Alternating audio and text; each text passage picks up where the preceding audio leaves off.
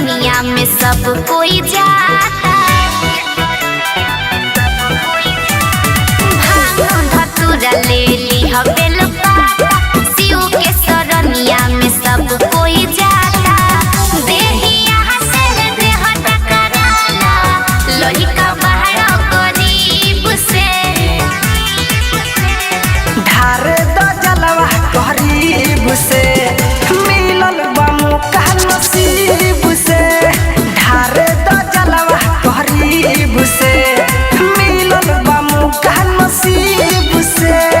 ओम नमः शिवाय, ओम नमः शिवाय। Music by Munna Yadav.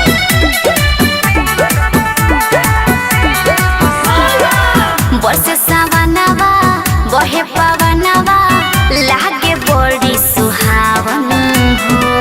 हर्षला मनवा धरती गगनवा, पूजेला शिव के चरणवा हो। जल्दी जाए के जरूरत बा, जलवा ढार के ई मुहूर्त बा।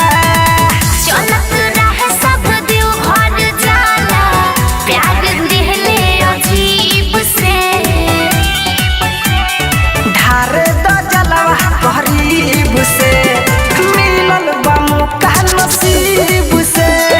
ढार द जलवा गरीब से, मिलल बा मौका नसीब से।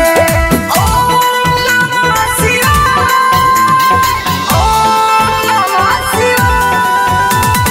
Music by Munna Yadav.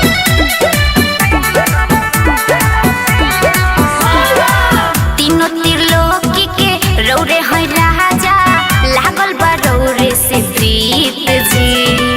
रौर दया से लांगड़ा चले, गुंगू के मिलेला सुख जी। धरल से जल हमरा मिली सकून, देहिया में हमारा जगल बा जुनून।